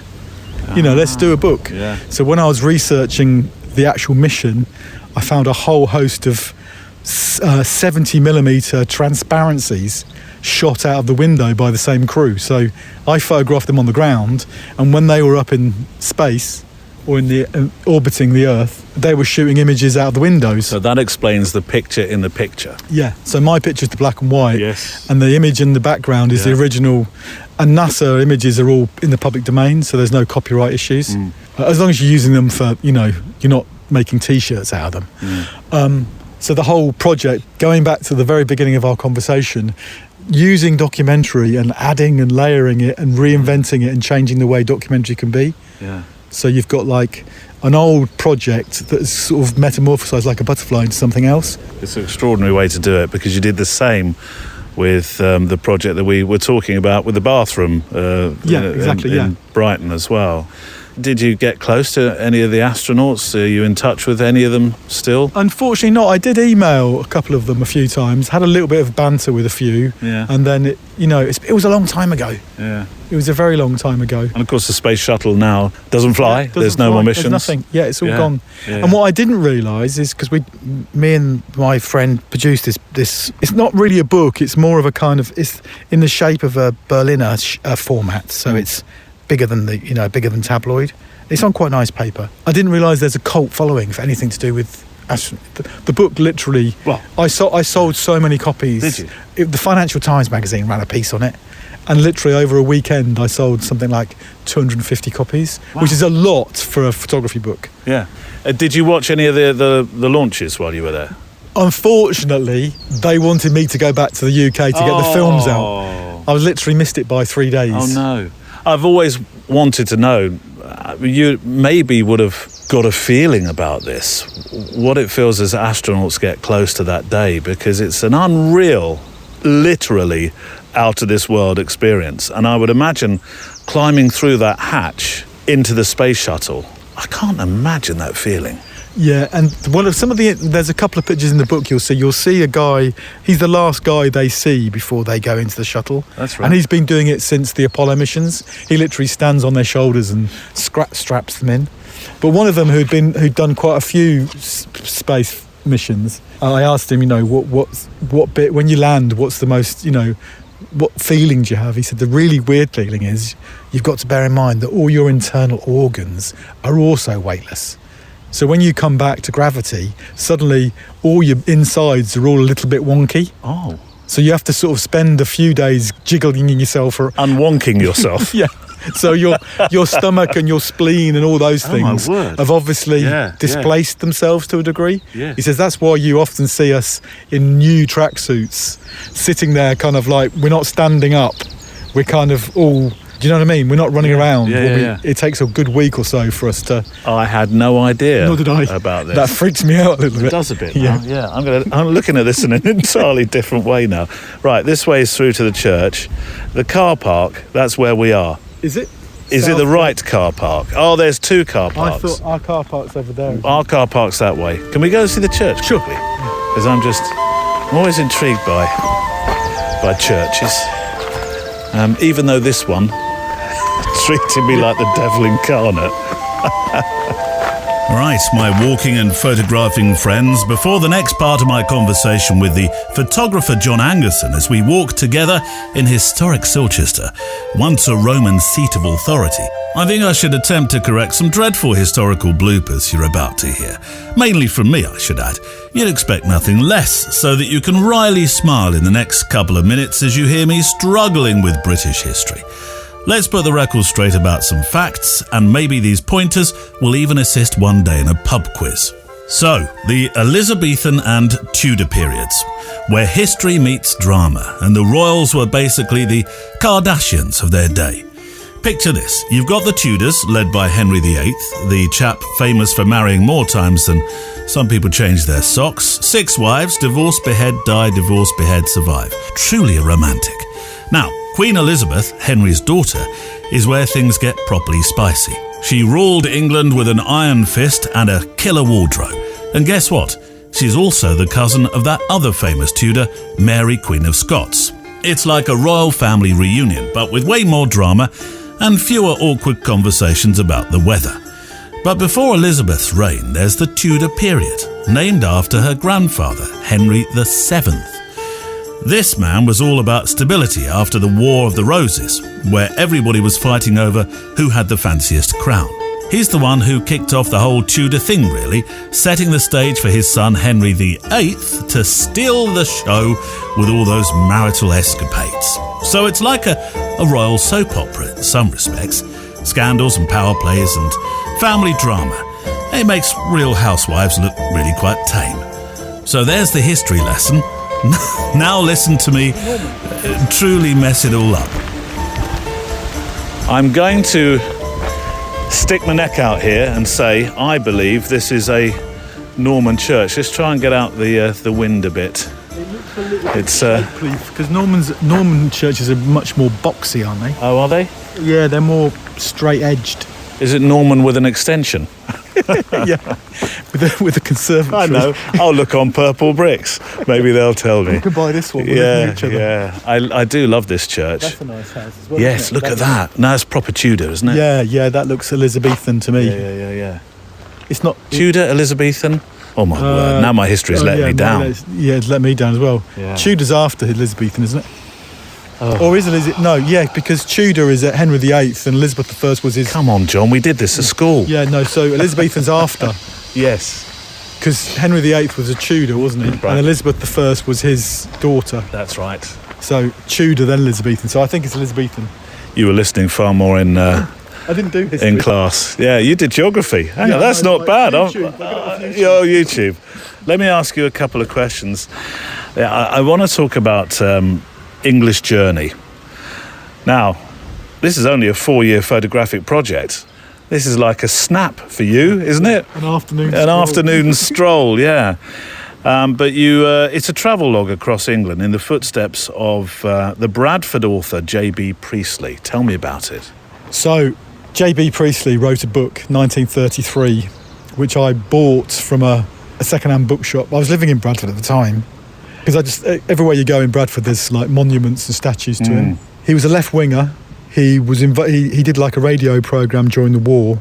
He was one of the founding members of CND as well. I did not know that. And he was a very interesting character. Read the book, and I was transported back to the 1930s, but it felt like it was contemporary. It felt everything he was talking about sounded like nothing really has changed. You know, there was rich, mill owners, the Amazons of today. Yeah. So I put together an Arts Council grant, which I luckily got. Abandoned all known tools. So I just finished the Jesus Army. So I thought, I'm not shooting any more black and white 35mm. I'm going to shoot the whole thing on 5.4. Yeah, that's what I'm going to do. Mm-hmm. I'm going to buy a cheap camper van and I'm going to go and do it. So I did that. I got the money, saved some more money to buy the camper van, drove around England in the footsteps of J.B. Priestley, and it was a complete disaster. Oh. Yeah, utter disaster. Because so far it sounded like a dream to me. All went wrong. Didn't know what I was doing with the camera. Hadn't got a clue how to load the film properly. Why did you choose 5.4 then? Because I just wanted it to be slower. Right. I didn't want to repeat myself and photograph a reportage. I wanted it to be contemplative. I wanted it to be slow. Yeah, I get that. Kind of a different approach to a similar, there's a pattern of the things that are interesting me. I've always been interested in England. I've always been interested where, the country that I live in. Yeah. So I basically saved more money, and did the whole thing again. Oh my word. There was like a 2-year gap. I made the fatal mistake of being literal. I literally read the book and went to the places and tried to find the exact locations almost of where J.B. Priestley went. And then it suddenly dawned on me, what I need to do is pretend, again, this might sound weird, pretend J.B. Priestley's with me. He's my companion, he's sitting in the passenger seat, and I'm showing him things that I'm seeing. Oh, because he would not have been interested in Coronation Street for a start. I'm showing him things that I'm giving him my English journey of what he might recognise but would be fascinated by. Yeah. A 2022 version of his version. So I tracked down the fact that we're obsessed with celebrity. So I managed to get permission to photograph the set in Coronation Street. Yes. I kept to the same locations, the same route as him. So I went to the same towns, but I didn't go to exactly the same spots. I went to other spots. Right. I went to Brookside. I went to car factories. Obviously the mills have gone. Now it's foreign import. It's Nissan car factory. I sort of showed the fact that England is no longer making very much. We're sort of a service country. We're the middleman. We're not making anything. We're just distributors. For example, he went to the potteries to make a pot at Wedgwood. Yes. And he wrote about making this pot and talking to the workers. Wedgwood no longer makes pots in the UK, but what they do is they ship them out to Eastern Europe where they're made, and then they're shipped back to the UK so they can be, say, made in England because they're being distributed through England, and then it's sent out by UPS, which is an American company. So the image I've got from the potteries is a UPS truck with a big box in front of it. I get it now. Which is Wedgwood. Yeah. So the thing about English Journey is one of those books that I hope a lot of people look at it and go, ooh, what. It's not a shouty book. No. It's one of those books that hopefully you'll look through it once and think, a bit like a good album. Yeah. You listen to it and think, I'm not sure about this album. Yeah. Second go around, you go, what's going on here?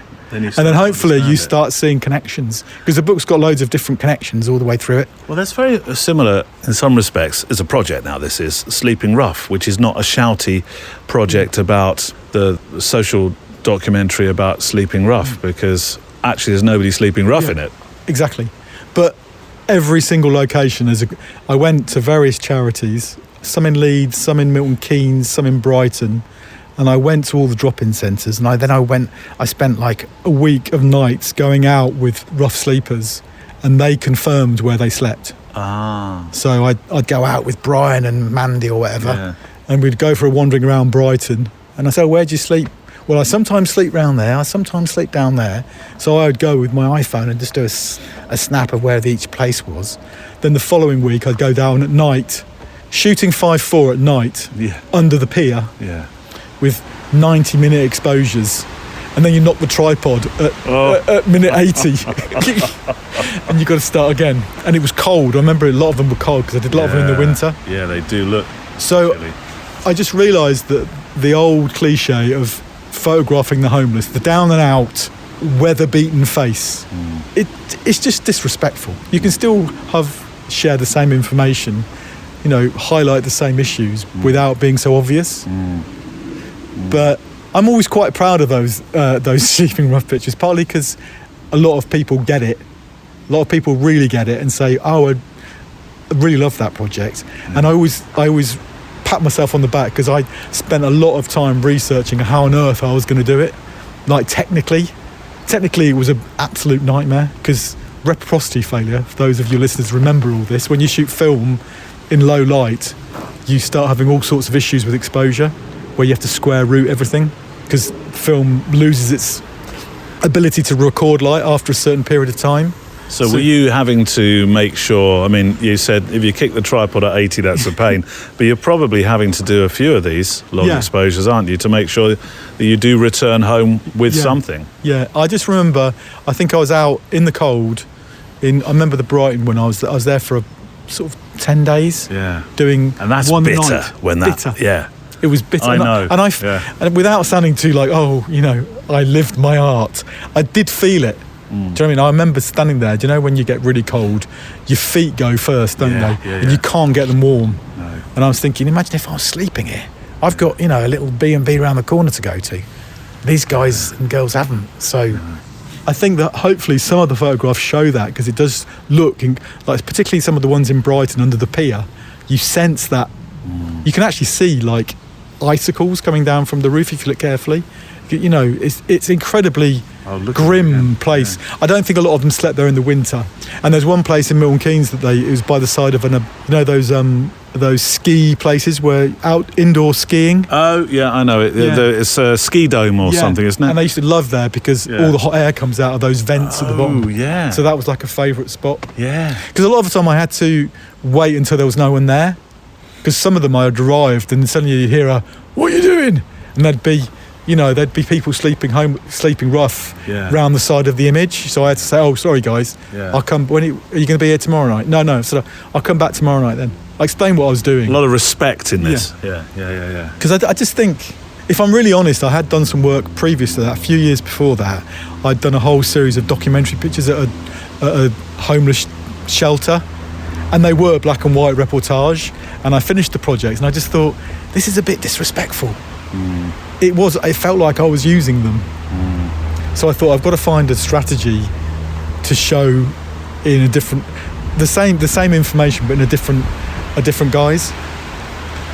We need to walk back towards the car park, but I tell you what, while we're here, can I just pop into the church? Because it's very unusual to find a church with, make sure there's nobody in here, I won't go in shouting loudly, but it's unusual these days to find a church with doors open, sadly, isn't it? Yeah. Have you ever done a project on churches? I've done a few. I know you did the Jesus Army, but that wasn't about magazines. I've done a few magazine stories about bishops and what have you, and congregations, but not anything in depth. I've shot a few weddings in here. Have you? Yeah. It's beautiful. It is a beautiful church, this one. It really is. And the light, we've got no light bulbs turned on in here at the moment. The available light is enough. Yeah, really it's beautiful, isn't it? It's absolutely beautiful. You ever shot weddings? I did my brother's. That was enough. No. I've probably done about 5 in my life. Yeah. Ooh. More stressful than photographing. Does it give us the date? No, it doesn't. No. Sorry, you were saying it's more stressful than photographing celebrities. Yeah, I think so. Incredibly skillful to be a good wedding photographer. I find it. Although it's something looked down upon, isn't it, by the industry generally? I can say this because I've shot 1,000 of them. I think the photography industry in the UK is incredibly snobby. Do you? Yeah, and I think for some reason wedding photography is sort of sneered at for some reason. Yeah. But there's 2 types of photography that I highly respect, and that's a really good sports photographer, someone who can do sports action, like some of the guys I knew from when I used to work at a newspaper who can shoot a football match on a 600mm, manually focusing and get everything sharp. Yeah, I know. Yeah, it's a skill. Hats off. And somebody who can do a wedding and not look stressed and come back with beautiful photographs and, be able to do it every weekend. I find them incredible. And literally, I hyperventilate the night before. I don't do them. If someone asked me, I'd say, I'm really sorry. I can't. I mentally and physically can't cope with it. Isn't that interesting? All the projects you've done, these amazing stories you've told, the places you've been, yet you'd hyperventilate the day before a wedding. I'm not laughing. I just find it. I think it's because it's somebody's the most important day of someone's life. Yeah, you can't reshoot it. No, you can't reshoot it, and I can't ponder. You've got to get it right, and that's something that you wouldn't want me as your wedding photographer. You heard it here first. Right, we're going to make our way back to the car park. I've got a few more questions for you, and then you're off to see your family. I'm off to meet them at the coast. Yeah, the coast. Whereabouts? Bracklesham. Bracklesham. Where's that? It's sort of Chichester way. Chichester. Oh, I love Chichester. West yeah. Oh, lovely parts of the world. And we'll be back with John Angerson, photojournalist, very soon. It being, though, the first Friday of the month, I can't believe we're at June already. We need to set you a new assignment, a photographic challenge for the month of June 2024. May's assignment was flight. That was the single word, flight. We've never had as many entries, and I'm still uploading. It was set by the Canadian aviation photographer Simon Blakesley, although the photographs, as proven by the pictures received, didn't have to be, well, about pressurised containers whipping through the air at 35,000 feet with a full service of snacks and duty-free available. No, you could think outside the aluminium box or cylinder, as it were. So, to the winner, I've decided on this one for the famous, not so famous flask for your kit bag, to completely swerve choosing my favourite, and I've given that honour in a pass the ball out to the wings quickly style, full pun intended. I've given the honour to Simon Blakesley, who'll report back next week. So if you entered, thank you, results shortly. I love seeing your pictures very much, whether you win a flask or not. So please keep sending them in for the new assignment, because I think they inspire others to think about their photography. It's set this month by former guest, the man presidents choose to shoot their daughters' weddings, John Dolan. Now this is quite open to interpretation as well. Remember, John's known for his book celebrating the perfect imperfect. Just hold on to that thought. They are one-word assignments this year, so John, what do you have for us? The photo walk assignment. I think it's obvious, but I think for people to try to do the imperfect, to make a picture that tells the truth without explaining too much, I think that would be a good assignment. Imperfect. There you go. Make a good title for a book. Perfect. And the best of luck. Send your entries to stories@photowalk.show. One picture, please. One picture. Don't add watermarks or borders, but do give me links so that I can link to your Insta, your website, your Vero, on the assignments page.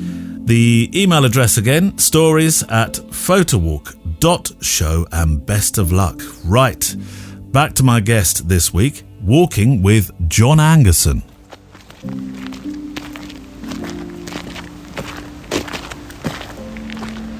Lockdown Sanctuary. I have tried not to mention lockdown, COVID and all the other words that, for me, it's a bit like the Voldemort of words, the word that shall not be mentioned, but it's a fascinating part of our history, photographically especially. And you had your own experience. Do you remember being allowed out to exercise only, but you went out with your camera? I went out with my camera a few times, and I felt enormously guilty every time I did, like it was some sort of holiday with a camera that I shouldn't be enjoying. Exactly right. This is quite unusual. I'm sure other people had this, but I found myself at a creative peak during lockdown. Did you? Yeah, I don't know. I think in times of crisis, in terms of ideas or actually shooting? Just ideas, and just generally I've always found, I'm sure other people have had that, in times of incredible stress, like I recall splitting up with girlfriends, and the months after that, creating some of my best work. Yeah. Because you're kind of in a state of flux, and I couldn't get my head, I couldn't pinpoint what I wanted to photograph during lockdown. But then, I think, to be fair, I think my wife Faye kind of came up, helped me, because our Daisy, we'd go for our prescribed walk. Yeah. And Daisy was at that age where I'm sure all kids do. They just start picking stuff up from the walks. Yeah. She started picking up all sorts of, and she used to always put it in my pockets. So I'd get home from the walks and out would come, frogs' heads, skulls. What? Do you know, like we worked out it was a frog. Right. Like the skeleton of a frog's head. And we went to Seaside on one occasion, and she found, we went crabbing, and she pulled up a kind of stone covered in mouldy shells, which I had to leave in the garden before I brought it in to photograph. So I kind of thought, there's a project here. There's a project of what Daisy's collecting. So I made a pile of that. Then I set up like a still life kind of studio in my office and just like photographed them all like pieces of artwork or like an artifact. And then an artist community that I'm involved in said the Arts Council have given us some money to help you guys create some work. Would you like to be involved? So I had to put together a proposal, and I suggested that I photographed places that people went on their walks. Like, we've just been to one. Yeah. We didn't actually come here during my walk, I don't think, during lockdown. I'd like to have had. But everyone has their little space, Yeah, little we did. We had one particular walk we did all the time. Yeah, and it's, you know, it's your place of sanctuary. It is, yeah. We all kind of like, let's not forget, we're a roaming species. Where we come from is these places, and there's something that connects you to that. And I think the more we connect to where we've come from is a good thing. So I compiled a list of maybe 15, 20, spoke to different people, different artists, different families, and the list was quite. Some were in Dorset, some were in Woodlands, some were a park in London, etc., etc. And because I've got an NUJ press card, you were able to get out. Theoretically, yes. I'm sure if I got stopped, they'd have said, you shouldn't really be out. But I went out very early in the morning because all of the images have got either sunrise or sunset. Yeah. I was going to say, and there's nobody in them, but that was a theme of that moment anyway. Yeah, exactly. Yeah. So then I shot them all the locations. Again, I went to a few locations like 4 or 5 times just to get the light right. And then I thought, there's sort of 2 projects here. There's Daisy's pictures of weird stuff she's collected, and so maybe I could just do my old little... It's getting... my next project can't do this, by the way, because it's getting a little bit repetitive, but having archive and contemporary mixed. Picture in picture? Yeah, picture in picture. And then I decided it might look nice with some wild track. Yeah. So I started doing some recording of bird song. It was a cacophony of sound on that video of yours. Yeah. So I started recording... It was wonderful. A dawn chorus. Yeah. There's one particular woods that I went to, which is out near Pangbourne. The birds every morning in that particular place were wild. So I didn't really I did it all on my iPhone, like we were saying earlier. Yeah. I literally put it up in the air at 5 a.m, and that's what I recorded, you know? It was incredible. I didn't need any specialist equipment. So I merged 3 ideas into one, a little bit of wild track, Daisy's artefacts that she collected, and these images of places. Because I found that every other photographer, literally almost every other photographer, was photographing people through windows. I just saw something, I just thought, I can't.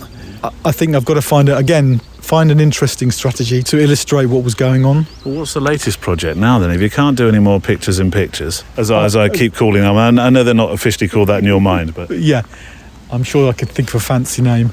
I've as soon as I've finished on this day, which hopefully will be the last. I think the last one's going to be Gibraltar, which is next March. Although I think this has got 20 years in it. Yeah, well, I think this is a long stay project, this one. Yeah. Because you're going to constantly see these places and hear of them. Yeah, and then it just doesn't stop. Yeah. I think I've got to stop at some point.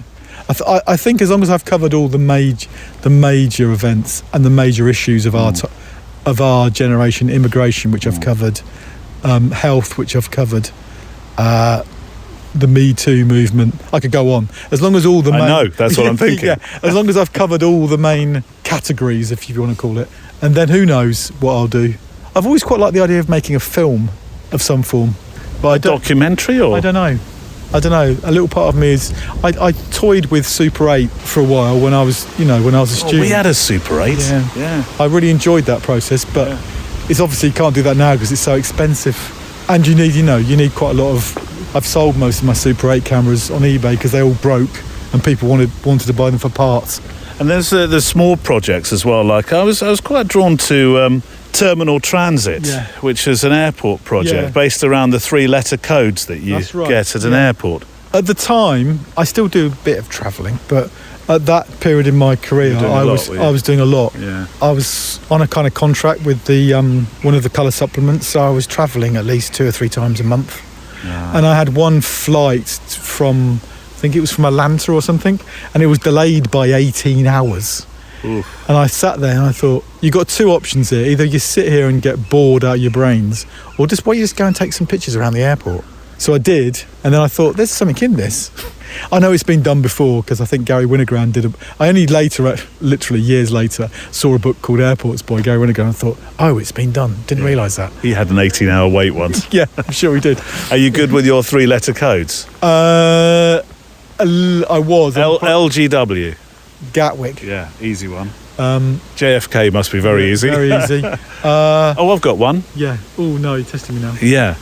BOM, which is an unlikely name, bomb, for an airport. B-O-M. For obvious reasons. It's not B-O-M. Birmingham, is it? No, No. it's much further flung.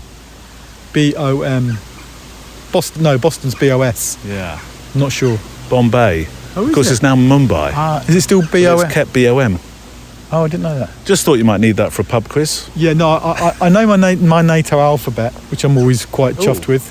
Alpha, Bravo, Charlie, Foxtrot, Golf. The phonetic, yeah. Yeah, Alpha Bravo, Charlie, Delta, Echo, Foxtrot, Golf, Hotel India, Juliet, Kilo, Lima, Mike, November, Oscar, Papa, Quebec, Romeo, Sierra, Tango, Uniform, Victor, X-Ray, Yankee, Zulu. Correct. Did you get W? Oh, did I miss that? Whiskey, Yeah. whiskey. Good, 10 out of 10. I did get a pilot's license. Oh, did you? That's a bit yeah. Otherwise, I would not have known that. Pan. I know that one. Pan. Yeah. Oh, hang on. Talking of pan. I just got to get past through the mud. I've only got a last question for you. Okay. I mean, I got lost in in counting your awards. Your bookshelves must buckle under the weight of your awards. That's not my last question, by the way, but you've won a few. Yeah. My mum has a few of them in a. Well, she did. I think I took them back because she said she didn't want them in the house anymore. No, she was changing cabinet and she goes, I think you should have this back now. Yeah. So I've got a few decanters and what have you from different awards. Yeah. We're doing a programme on social media at the end of June, Right. and I'm interested to know what your. I mean, you have an Instagram. There's a Twitter link. It's not called Twitter anymore, is it? No. What's your relationship with it? I like to think my relationship with all social media is a healthy one. Mm-hmm. I don't post anything really about myself, as in personal stuff, Yeah. because I'm from a generation that thinks a bit weird, Yeah. telling you what I've eaten. I think there's a degree of oversharing going on, and I think that must stem from other reasons. My relationship is one of using it as my own. Back in the day, as I'm sure you'll know, Neil, is that I always worry about back in the day comments. Sorry. But there was like, if you wanted to publicise something that you'd done, you'd kind of have to do a press release or employ In the days of memos. Yeah, you'd have to sort of employ a public relations company to help you. Yeah. I remember doing exhibitions and having to pay for a public relations officer or a friend who did PR to help me put together a press release. Yeah. Obviously the newspapers have disappeared, so basically Instagram, Facebook has become your own personal PR machine, Yeah. and that's kind of how I look at it, as a way of showing my work, getting people to buy some of my work, and occasionally I'll put something out that I think is quite interesting for other people to share. A good film, like I mentioned that film to you. Yeah. Oh, what was the film? So we can say it here. it was called I Get Knocked Down. I Get Knocked Down. Which was no context, of course, because we've had an entirely separate conversation while this microphone was switched off. Maybe I'll talk about it on the extra mile or something. But yes, good suggestion on that one. I think one can get wrapped up in thinking something's good because you've got so many likes, as like a validation of your work. And I think that's a dangerous world to be in. I think this is very controversial, what I'm going to say. A lot of people will be horrified. A lot of people talk about their audience. You've got to take work and have a relationship with your audience. I don't know if I buy into that. I think my audience is me. Sounds selfish, potentially narcissistic, but the only person that I do this for is me. If you don't please yourself, how can you please other people? Yeah, exactly. And that's what I've always worked on the premise of is, all I want to do is be that 14-year-old kid in that cupboard in provincial Northampton who got a developing kit for his 14th birthday and had that moment of oh my goodness, I've taken a picture, I've processed it, and there's a picture of my sister or whatever, and I'm printing it in the cupboard. This is just something else. Still smelling the glue in the Praktica camera. Yeah, going back to the fish gill, I think it might have been Zenith cameras, not Prakticas. Oh well, I'll smell my Zenith camera when I get home. It was the case had fish glue. Oh, okay. I think they were the people that used political distance as well, not the Praktica company. But I can find your link to corroborate that. Yeah, I'd be interested in that. Look, I do have a closing question. Okay. And you may have answered it actually while you were saying, all I wanted to be was that child in Northamptonshire in a cupboard producing pictures. But what is your why? I think I could sum this up perfectly. My older brother, once said, it's a hobby that got out of hand. And I think he's exactly right. It's basically a hobby that I've just carried on with, and it's every day that I quite often will be out, or either be on a commission or out photographing on this day, and I just think to myself, I am so lucky. Yeah. I am the luckiest man in the world. I literally make a living out of just being a kind of professional tourist. I've made a career out of this.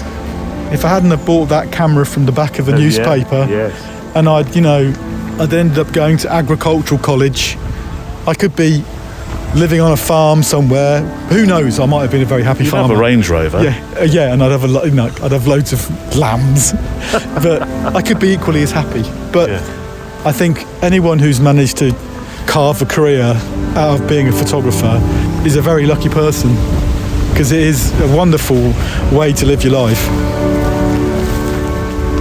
And my sincere thanks this week to John Angerson, the photojournalist and portrait photographer. And that's it for today.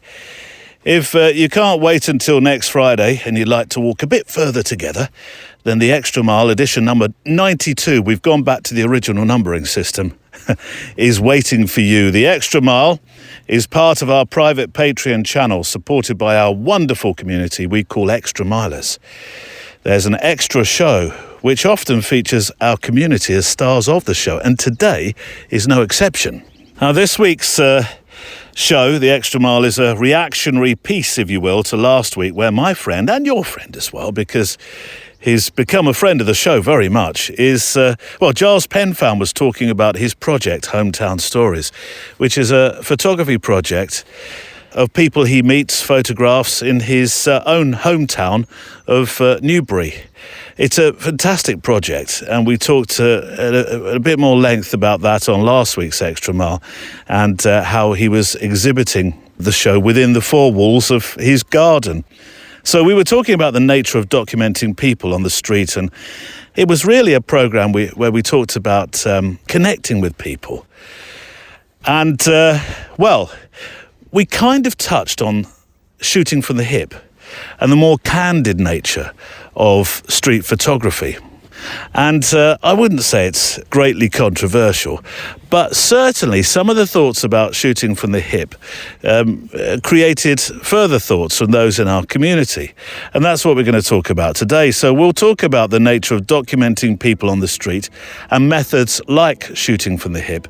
And I'm joined by Leica's latest European educator, my description, and Extra Miler Kieran Beard to talk about this. Plus, we'll touch on the subject of printing your own zine and confidence. On this week's Extra Mile. For me, I think the most important thing is to feel comfortable when you're taking photos. I've had people confront me quite aggressively in the past year or so. I had one person in Geneva start berating me for taking photos of him in public. Right. And that was a little bit my fault, because I was using a point-and-shoot camera from about 20 years ago, maybe longer. It's a Pentax, I think it is, with a roll of film in. And for some reason I forgot that it has an automatic flash. Our PS to the show is to come. But before that, we need a play-out song, just to make some final frames to, or think about what's been said today. And, I've chosen one, actually, that's been played before. But I was listening through some music last night and looking at John Angerson's photographs and just going back through some thoughts about the programme today. And, this showed up, in my ears at least. It's Low Light. It's by Low Light, which is a band name written for photography, if ever there were one. The song is called Undertow. I was waiting in the undertow, set adrift with featherweight like bows, unaware of where my heart would flow. I was waiting in the undertow. Can't touch the bottom, sit into a tumble. Waves that shake me out of my skin. Never been so easy, losing my direction. My bearings have me south of home, but I've been wrong before. I was waiting in the undertow, set adrift with fairway light poles, unaware of where my heart would flow. I was waiting in the undertow.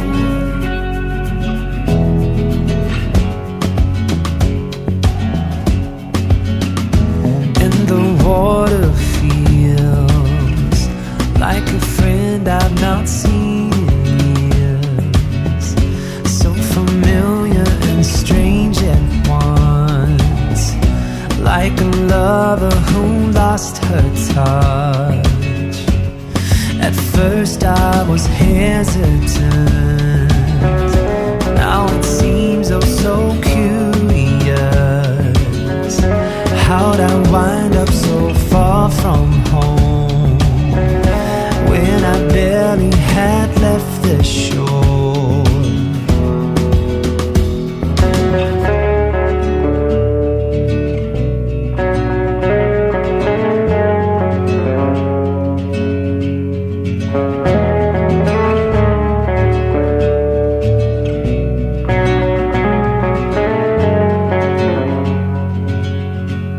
And I was waiting in the undertow, set adrift with fairway light poles, unaware of where my heart would flow. I was waiting in the undertow, and I was dreaming of the love I loved. I fell asleep within an autumn flow. I never knew I drew so far from home, while I was waiting in the undertow. That's Low Lights with a song called Undertow. Just a few closing thoughts before the PS. My sincere thanks to you. If you are, or you're about to become an extra miler, we'll keep building this wonderful community of kindness together in the photographic and walking world, a safe place to share our thoughts about what we love doing, photographing and walking. Now, at this stage, I usually ask you for help, and I know that my other listener just looks in the other direction and thinks, what shall I do? Shall I put the kettle on? But no, if you could help me, I'd be very grateful. On the show page, there are some handy buttons that help you share the show. So go to photowalk.show, look up today's show, lots of shows in this sentence, and then you can click one of the share buttons. And you never know, you might know somebody who'd quite like to walk with us. My thanks to Neil Ford, who looks after IT, Andrea Gilpin, who is across Instagram, and Kelly Mitchell, who looks after our Facebook members. We need a postscript for the show. I think, in that we've been walking on Roman walls today, that really it should be one of the Stoics, shouldn't it? And who else but, say it together, Marcus Aurelius. Now, I looked up Marcus. I know who Marcus Aurelius is, but I was trying to find a description of him. And I didn't know he was one of, or considered to be one of the 5 good emperors. He was a Roman emperor who ruled from 161 to 180 AD. He's best known for his philosophical writings and is often referred to as a Stoic philosopher. I know you knew that bit. I have a postcard, actually, featuring these words that I'm about to read to you as today's postscript, final thoughts for the show. And I bought this, I'm pretty sure I bought this in the Photographer's Gallery in London. And I suppose it seemed pertinent because of the amazing world we walk in and photograph. Perhaps that was the reason it was there. But it also sort of bookends our show neatly today, in that we began by highlighting, in a sense, the sacrifice made on this day 80 years ago. So I think in that respect, these are very pertinent words. From Marcus Aurelius, then, as today's postscript for the programme: when you arise in the morning, think of what a precious privilege it is to be alive, to breathe, to think, to enjoy, and to love.